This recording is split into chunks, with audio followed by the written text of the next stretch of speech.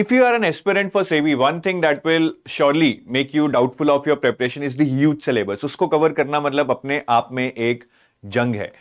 The only way which I think is to get good marks in your exam and have a chance to clear SEBI is to have the right strategy, syllabus को अच्छे से समझें और एक right set of topics, मतलब जो important topics है उनको proportionally ज्यादा time दें और बाकी topics को कम time दें.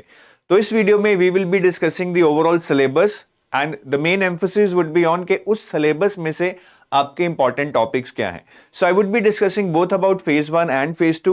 Let's start with phase 1. अभी phase 1 में there are two papers, right? There are two papers in phase 1. One is your paper 1 and another is your paper 2. यहाँ पे paper 1 is mainly quant reasoning English and your GA and paper 2 is a mix of technical subjects जहाँ पे आपके 6 subjects आते हैं. This paper 2 also comes in phase 2. So I'll address this paper 2 from the perspective of phase 2. अभी phase 1 में we will discuss about paper 1. Now paper 1 is qualifying and you need 30% marks here. ये बहुत important point है because I see a lot of students spending so much time here on paper 1, though it is only qualifying. 30% marks लेने हैं. आपका quant reasoning weak है तब भी all you need is 30% marks which can be gauged with minimum of the preparation, I would say. Or in other words, I would like to say that the time that you're spending on paper 1, right, or extraordinary time जो आप paper 1 पे लगा रहे हैं, you are actually killing your chances for phase 2 or getting selected in the final merit list. तो paper 1 में अगर मैं important topics की बात करूं, first of all there is no syllabus which is mentioned in your notification. Phase 1 के किसी भी क्वांट रीजनिंग इंग्लिश जीए का कोई standard syllabus is not mentioned in the notification. So this is what we have derived from the previous year papers for quant reasoning and English. You can pause this video here, see upon the topics here कि कौन-कौन से paper में आते हैं और इसमें ऐसा कुछ नहीं है कि ये इंपॉर्टेंट है या नहीं है. आई वुड से इसमें से आप 70-80% टॉपिक्स पिक कीजिए, उनको एक बेसिक से मॉडरेट लेवल पे कीजिए, that is more than sufficient. यहाँ पे मारामारी नहीं है मार्क्स की बिकॉज 30% लेने हैं. अगर आपकी इंग्लिश स्ट्रांग है तो आप इंग्लिश में ही 20 नंबर ले आओ यार. ओवरऑल कट ऑफ ही रहेगा. There is no sectional cut off in any of these sections. So I think this can be manage. But ये सिलेबस आप अच्छे से नोट कर लें so that you are not studying something which is not coming in the exam. बहुत लोग मैंने देखा है they somehow study even the topics which come in SSC but does not come here. तो वैसे मत कीजिएगा. और GA की बात करें which is around right, काफी हाई वेटेज है इसका भी 25 मार्क. चारों कंपोनेंट्स का 25 मार्क्स ईच रहता है. Quant reasoning English GA. सो GA जो आपकी 20 क्वेश्चन आते हैं, ठीक है, मैं यहाँ पे मार्क्स लिख गया हूं बट दिस इज क्वेश्चन. जो आपके 20 क्वेश्चन आते हैं ईच क्वेश्चन इज 1.25 मार्क. तो 2 to 3 questions would be from static GA. अब that is derived from the current affairs. So whatever is in the current affairs उससे related आप जैसे कोई भी static GA है कि इंडिया में अगर क्रिकेट वर्ल्ड कप हो रहा है तो फाइनल किस वेन्यू पे होगा, ये तो चलो करंट हो गया.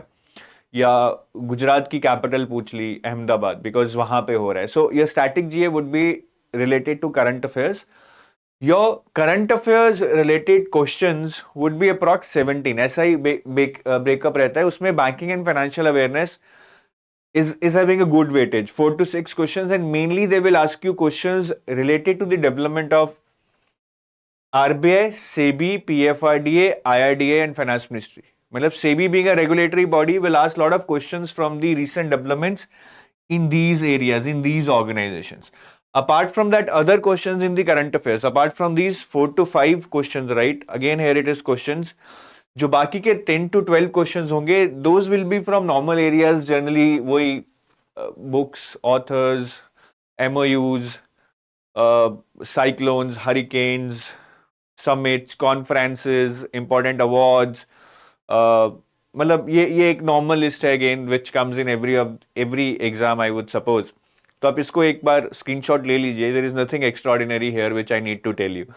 बट ओवरऑल मैं यही बोलूंगा कि फेज 1 में सिलेबस तो आपको पता ही होना चाहिए which I have told you. Important topics भी पता होने चाहिए but in spite of that also you need not spend too much time there. और GA भी ज्यादा नहीं पढ़नी है, ये गलती मत कर लेना. It is not like RBI और NABARD where this is current affairs heavy paper. ये सिर्फ फेज 1 पेपर 1 में ही आएगी. फेज 2 में जीए नहीं पूछते हैं, और यहां पे भी बहुत नेग्लिजिबल आप देखेंगे कि इसका इंपॉर्टेंस है इन टर्म्स ऑफ के ओवरऑल 30% कट ऑफ आपको क्लियर करना है, तो अकॉर्डिंगली प्रिपेयर कीजिएगा। तो जो दूसरा पेपर है आपका फेज 1 में पेपर 2, जिसमें 6 सब्जेक्ट आते हैं, the pattern and the syllabus of this paper 2 in phase 1 is entirely similar two phase 2 paper 2। इसको आप पेपर 2 लिख लीजिए यहां पे। सो फेज 2 में आपके दो पेपर आते हैं। Paper 1 is descriptive English, where they give you questions on essay, précis and comprehension writing, and paper 2 is basically the one which I was talking about in the previous slide. So phase 1 का paper 2 और phase 2 का paper 2, these are entirely same. The pattern, the number of questions, the subjects, the syllabus is entirely same. So it's just like कि आप phase 1 में भी वही paper दे रहे हैं, phase 2 में भी वही पेपर दे रहे हैं, but there is difference in the difficulty level of the questions. तो पहले आपको वो छोटी सीढ़ी पे टेस्ट करते हैं, फिर उसी का डिफिकल्टी लेवल बढ़ाकर एक बड़ी सीढ़ी पे आपको टेस्ट करेंगे। तो I will basically discuss the syllabus and important topics for paper 2 here, because this is somewhere where people are mostly doubtful of their preparation. Paper 1 descriptive English, we all know, I mean we have made a lot of videos on this for CB and for other exams also, so things remain the same. तो अगर मैं paper 2 की बात करूं, यहां पे आपको इस पेपर में 6 सब्जेक्ट्स मिलेंगे। कॉमर्स एंड अकाउंट्स एक ही सब्जेक्ट माना जाता है, then there is management, there is finance, there is costing, there is companies act and the sixth one is economics. ठीक है, ये 1 हो गया, ये management 2, 3 finance, 4th costing, 5 companies act and 6th is economics. तो ये 6 सब्जेक्ट आपके यहाँ पे पूछे जाते हैं। Total 100 marks, 50 questions would be there in the exam, 40 minutes आपको दिए जाएंगे। So exam is very fast pace and from this you can gauge कि पेपर का जो डिफिकल्टी लेवल होगा बहुत हाई नहीं हो सकता, because they are giving you just 40 minutes to solve 50 questions. So questions थोड़ा बेसिक टू मॉडरेट लेवल ही रहते हैं। ठीक है, ये कट ऑफ आप इग्नोर कर दीजिए यहाँ पे, बिकॉज अगर आपके 30 और 40% आ भी गए इन दो पेपर्स में, that does not mean that you will clear phase 2। ये तो मिनिमम है। यहाँ इसके बाद मेरिट भी बनेगी, फेज 2 में मेरिट भी बनेगी। So if they want to select 400 people for interview, तो टॉप 400 ही जाएंगे। अगर आपका रैंक 401 है और आपने ये दोनों कट ऑफ क्लियर कर ली है पेपर 2 में, it is of no use. ठीक है, तो ये तो मतलब अगर आप टॉप 200 300 में आएंगे तो अपने आप क्लियर हो जाएंगी, तो it is of no relevance here in phase 2। सो अभी पेपर 2 का डिटेल में सिलेबस और इंपॉर्टेंट टॉपिक्स डिस्कस करेंगे for all these subjects that I have told you. तो सबसे पहले यहाँ पे फेज 2 में लोगों को पेपर 2 टफ लगता है। ठीक है, टफ भी है, there is not no I would say any denying about this के यार ये आसान है, ऐसा नहीं है। तो देखिए ओवरऑल कट ऑफ जो जाती है आउट ऑफ 100, बहुत कॉम्प्लेक्स फॉर्मूला है इनका कट ऑफ कैलकुलेट करने का, बट आउट ऑफ 100 सब कुछ मिला के, इंटरव्यू वगैरह मिला के 65 जाती है, मतलब 65% नंबर चाहिए। तो अगर आप फेज 2 में 65% नंबर ले आए, you have a good chance. और अगर आप पेपर देखेंगे, बहुत क्वेश्चन सीरियसली इजी लाते हैं। मतलब ये मैंने 40 को ब्रेकअप किया है, 40 क्वेश्चंस को जो आपके पेपर में आते हैं, 50 क्वेश्चन आते हैं, as I told you in the previous slide. 23 questions in 2022 were easy, 25 were moderate. ठीक है, या तो न्यूमेरिकल थे या टफ क्वेश्चंस थे, 2 वर डिफिकल्ट। हर क्वेश्चन 2 मार्क का है। अगर आप यहां पे अराउंड 90% एक्यूरेसी ले आए, 20 क्वेश्चन सही कर दें, तो यू गेट 40 मार्क्स हियर। और यहां पे अगर आप 60% एक्यूरेसी लाएं, 25 में से 60% accuracy is 15 marks, 15 questions, which means 30 marks. तो आप अराउंड 70 मार्क हिट कर सकते हैं। ये तो आप छोड़ ही दीजिए, डिफिकल्ट क्वेश्चन पे तो हाथ डालने का फायदा नहीं। तो it is doable, at the same time it is not easy, but अगर आप अच्छे से पढ़ाई करेंगे तो you can still crack even all these subjects like commerce, accounts और कॉस्टिंग, बिकॉज यहाँ पे they ask you at a basic level, they know they are giving this exam to somebody who is from engineering background or say any other background, like whichever is allowed. So journalist post है, बहुत advanced questions नहीं पूछते हैं। तो एक basic ये आपको चीज समझनी चाहिए कि डुएबल है अगर आप करना चाहते हैं, बट आसान नहीं है। मतलब ऐसा नहीं होगा कि 1 महीना पढ़कर हो जाएगा। अभी सारे सब्जेक्ट्स का अगर मैं सिलेबस डिस्कस करूं, first is management, the easiest of all the subjects, very limited syllabus. ठीक है, जर्नल मैनेजमेंट ए हो गया, then leadership, HRD, motivation, morale and incentives and communication. So these 5-6 topics are there. और management around out of 100 आपको 15 से 20 marks का paper में आ जाता है। Each of these subjects are equally distributed almost. तो this is something which you should start with. Here you should be covering all the components, all the chapters of your syllabus. The questions would be little bit trivial. Some of the questions are like आप पढ़ के गए होंगे but आप exam में confuse हो जाएंगे. I'll show you some examples and some of the questions are very much concept based, case study based. ठीक है, तो यहां पे आपको थोड़ा सा अच्छे से पढ़ना होगा, लाइन बाय लाइन पढ़ना होगा, so that trivial information is not skipped and you can also understand and do concept based, case study based questions. तो जैसे ये क्वेश्चन है, वी ऑल नो कि मैस्लो की 5 नीड्स होती हैं, the lowest one is physiological. Now when you read this you understand it, but sometimes you get confuse कि यहां पे फिजियोलॉजिकल था, फिजिकल था, क्या था, राइट? बिकॉज वो एक बहुत ही मतलब मेमोराइजेशन वाली चीज है. अब एग्जाम में क्वेश्चन आया that which one of these needs is the lowest level needs. People got confuse between physiological and physical, that what is the exact word. तो ऐसे कुछ ट्रिवियल क्वेश्चन आते हैं जो अंडरस्टैंडिंग आपकी क्लियर है but you are not able to remember the exact word और exact thing, जिसके कारण you might get confuse. 2 number का क्वेश्चन है ये, राइट? सो ये ऐसे मार्क्स अगर हम नहीं लेंगे then we do not stand a chance. Then there are these kind of questions which are really big, case study based. You have to read the entire paragraph and then based upon your understanding of the concept, you would have to answer this question. तो ऐसे mix blend of questions आते हैं, but marketing is very scoring. Sorry, management. Then moving on to the costing part, costing is little bit tough, right? It would be new to somebody who is not from commerce background, but it is again doable. जो पहले 2 units हैं, they will set the base and they will also actually make you understand the concept of costing, the basic theory of costing. तो पहले 2 units को थोड़ा आराम से पढ़ो. देन जो थर्ड यूनिट है, this is very important, standard marginal and budget and budgetary control, and most of the numericals in your chapter would be from the third unit. तो इसको बहुत अच्छे से करना है. And the fourth unit, this is not only important but the easiest one. इसमें बिल्कुल theory है, कुछ न्यूमेरिकल नहीं है. And the fourth unit is not at all related to the first 3 unit. So if you are really short on time, you're not able to decide how to proceed on costing, at least start with this one, lean system and innovation, and you can complete the entire 4th unit in 2 to 3 days, and that will ensure you कि costing में से अगर 8 question आते हैं, अब 2-3 तो इसी unit से आएंगे, वो आप कर देंगे. ठीक है, न्यूमेरिकल्स बेसिक आते हैं. I'll give you an example here, जैसे कि if contribution is 40,000, sales is 2 lakh, what is the P by V ratio? अभी आपको नहीं आता होगा, but the answer is very simple. Contribution दिया हुआ है, सेल्स दिया हुआ है, दोनों को डिवाइड कर इंटू 100 करना है, you get your answer as 20%. So if you know the basics, you know the formulas, these kind of numericals can be answered. थोड़े टफ आएंगे वो आप छोड़ दीजिए, 2-3 टफ आएंगे वो मैं नहीं कह रहा आप कीजिए, बट ऐसे न्यूमेरिकल्स आपको करने पड़ेंगे. Next, let's move on to finance. तो फाइनेंस में they have divided the syllabus into 3 units, financial system, financial markets and general topics.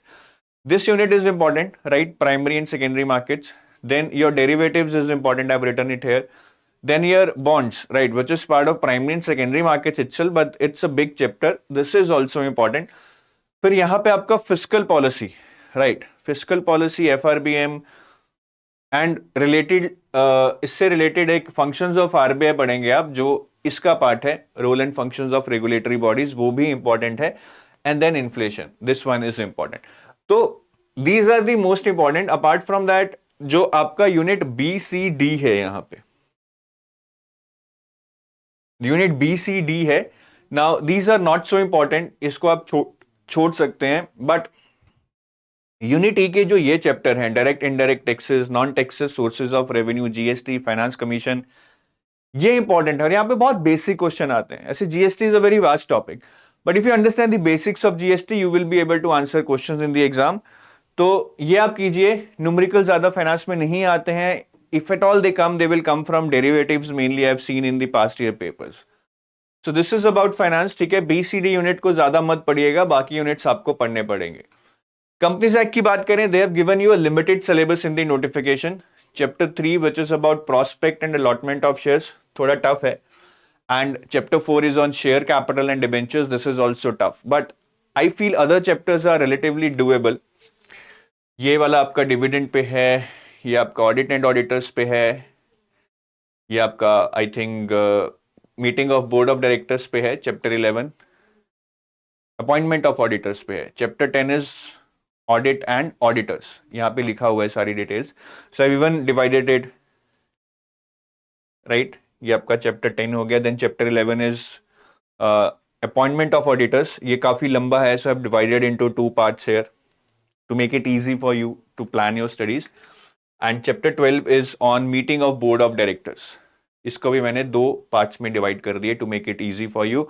And chapter 27 is on NCLT and NCLAT. तो इसमें I think first 2 chapters tough, आप इसको बाद में कर सकते हैं. इंपॉर्टेंट तो ये भी हैं, but spend more time on covering chapter 8, 10, 11, 12 and 27. मतलब ये वाले हो गए आपके, यहां से यहां, इनको पहले कीजिएगा. ये थोड़े इजी हैं, रिलेटिवली इजी वैसे नहीं है, रिलेटिवली इजी हैं as compare to the first 2 chapters. और थ्योरेटिकल है. Companies act is mainly theoretical. Concept समझ आ गया, then you need to remember the figures. ठीक है. तो ये फिगर्स आपको, जैसे कि कहीं पे नंबर ऑफ डेज की बात की गई है कि डायरेक्टर को अपॉइंट होने के बाद इतने दिन में शेयर होल्डर्स को बताना पड़ेगा. That kind of number of days, years, any penalty amounts for any offenses, that becomes important. And important section numbers you need to remember. Now, what are those important section numbers? That I'll tell you in just 2 minutes. Next is definitions. So, company law में क्या रहता है? They define lot of things. So, they will define what is a private company. Though we already know what is a private company which is not owned by government, but what is the exact definition of private company? वो जो law में लिखी हुई है वो आपको समझनी होगी. उसमें से क्वेश्चन आते हैं. What is the definition of relative? ये सारी चीजें आपको समझनी होंगी. उसमें बहुत सारी डेफिनेशंस हैं. I told you about this section numbers here. तो section numbers, which section numbers are important? So the section numbers, those section numbers are important where some important powers are given to somebody. For example, Section number 24 of Companies Act gives power to SEBI to issue capital and do transfer of shares, which is a big power, right? SEBI can do transfer of shares from one party to another. That is the power given to SEBI under Section 24. So if they ask that which section number gives this particular power, it would be about a very important power. मतलब ऐसे कोई basic section नहीं पूछेंगे जहां पे कोई बड़ी power नहीं दी गई है. तो वो चीज आपको समझनी है. और बाकी ये चीजें बहुत पूछते हैं that who has this authority, who has this power to do something. जैसे कि ऑडिटर को कौन रिमूव कर सकता है? Share holders. Reduction of share capital का अप्रूवल कौन दे सकता है? Special resolution of share holders. तो इस तरह की जो पावर्स हैं, अथॉरिटीज हैं, किसी को अपॉइंट करने की, किसी को रिमूव करने की, किसी को पिनलाइज करने की, ठीक है, सेबी के पास हो सकती है, गवर्नमेंट के पास हो सकती है, शेयर होल्डर के पास हो सकती है. ऐसी चीजें याद रखना बहुत बहुत जरूरी है. ऐसे काफी सारे क्वेश्चंस, ठीक है, on the power authority, on the hierarchy of power which is given to different entities, उसके ऊपर पूछे जाते हैं. सो ये कंपनीज एक्ट हो गया. Then coming to commerce and accounts, बहुत वास्ट है. एक नॉन कमर्स स्टूडेंट के लिए this is going to be a challenge, but you need to handle it, right? सबसे पहले तो there are some topics in your syllabus which are not mentioned, but those are basics. Like, no, theory base of accounting. What are the basic principles of accounting? What is debit and credit? What is trial balance? What is bills of exchange?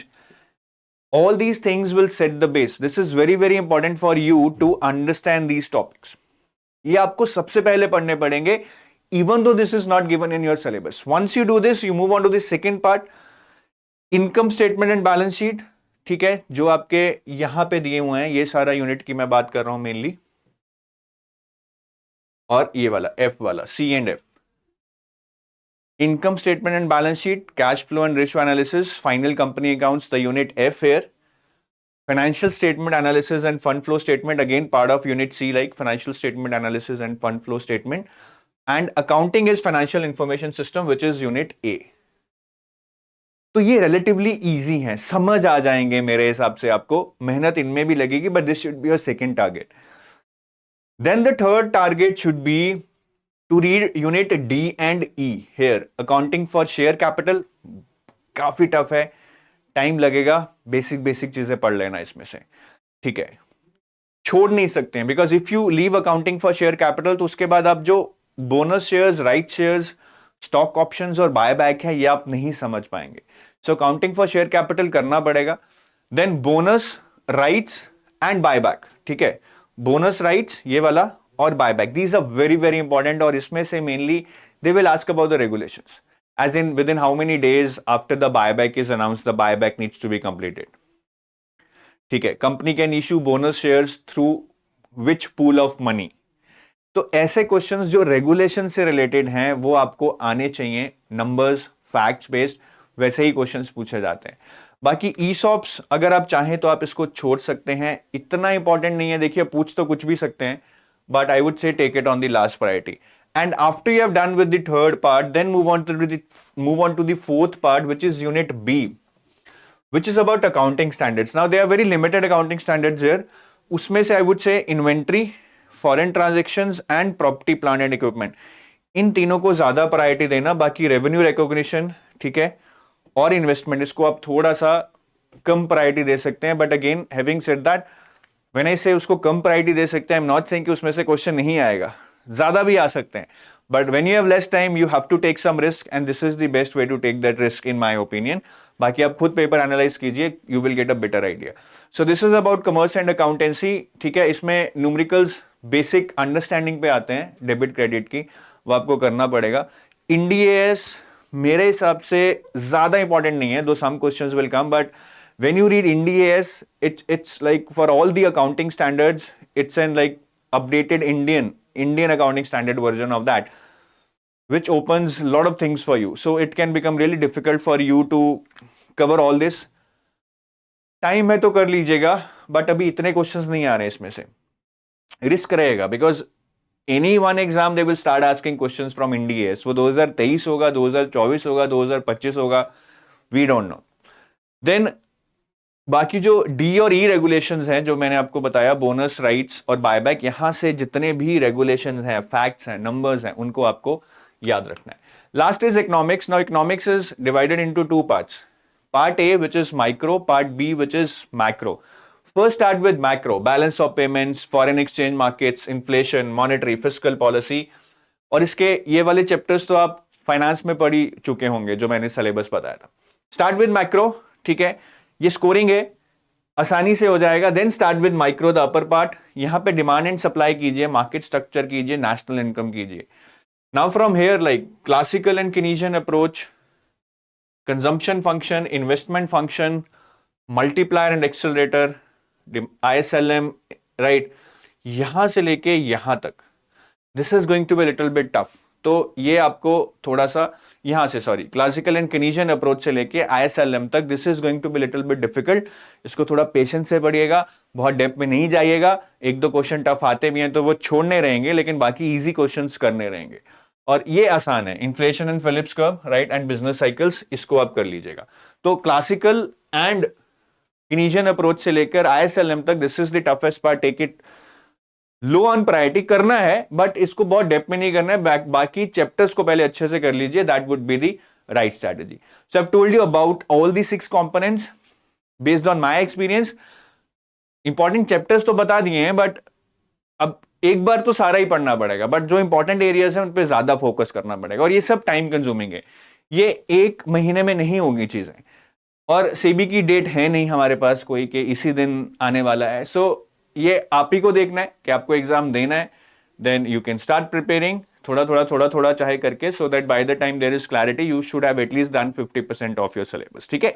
तो मेरा काम था बताना, आपका काम है execute करना। और this is our complete guide for SEBI grade A assistant manager, right. I would, अभी मेरे पास ये गाइड बुक नहीं है, आई वाज सीइंग मैं आपको दिखा देता फिजिकल कॉपी भी। So this is the guidebook for SEBI which has everything in it for SEBI grade A exam. Previous year papers मिलेंगे, detailed book list and resources मिलेंगी, detailed syllabus भी मिलेगा, and you can download this for free by going to the description of this video.